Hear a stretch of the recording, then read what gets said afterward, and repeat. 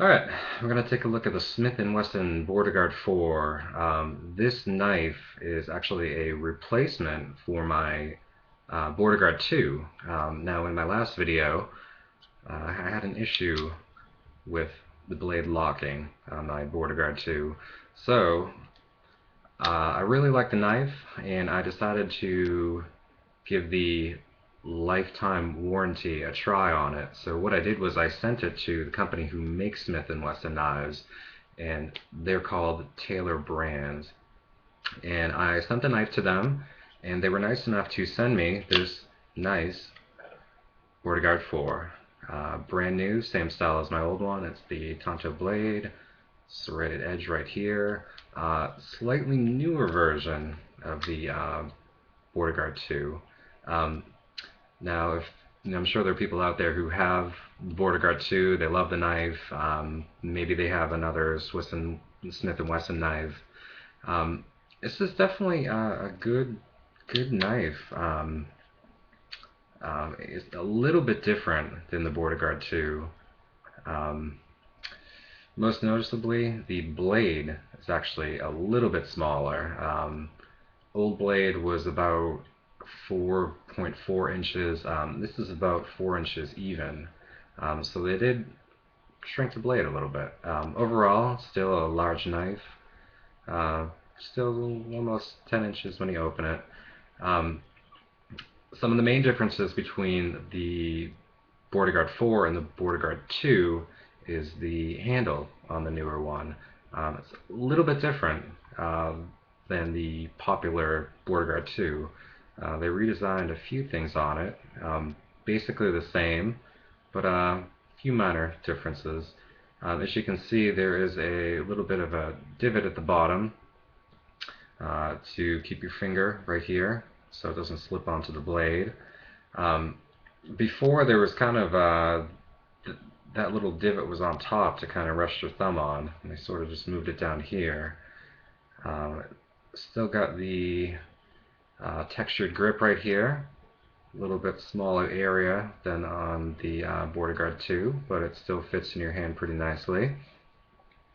And the handle down here at the bottom kind of had more grooves on the Border Guard 2. This is just kind of a slight arch right here. Um, Still fits in your hand really good. It's definitely got a good grip on the knife. Um, but just some subtle changes. Still got the thumb studs right here. And still got the glass breaker right here. Still got the seatbelt cutter right there.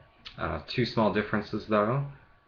The glass breaker, if you can see, it's not as straight as it was on the old one. It's kind of pointed up.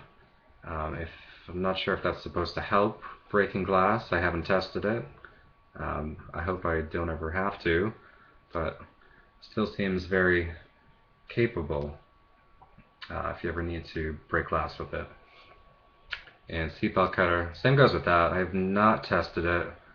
I don't think it's a great choice for cutting a seatbelt, unless your main blade is for, I don't know, disabled somehow, broken. Who knows? I mean, it's good for cutting twine, rope, you know, small wires, things like that. Um, Small difference on this one is the blade is actually angled a little bit, so it's not quite as straight as it was on the Border Guard 2. It still cuts really well, no complaints, doesn't seem to be any worse or any better. Belt clip is largely the same, feels a little bit tighter than the old one. Overall though, it's a good knife. This one definitely seems to lock up a lot better than the other one, and I don't really see myself having problems with this blade as I did with my old Border Guard knife. Um, and it's definitely definitely a good knife. I've had it for a couple weeks. Still that same heavy, large knife. It's not something I'd carry every day. I mean, it's definitely heavy. Um, you know, in a pair of jeans, it's not bad. Uh, if you're wearing work clothes, slacks, khakis, anything like that, kind of takes over your whole pocket, and it's not the lightest knife in the world, so it's definitely can't carry this one every day. Um, but still, it's a good knife, and I would definitely recommend it to anyone who's, you know, maybe looking to get a new knife or a new Smith and Wesson knife. Or if you have a Border Guard too, and you just want something a little bit newer, backup, just another toy to play with. It's definitely a fun little knife.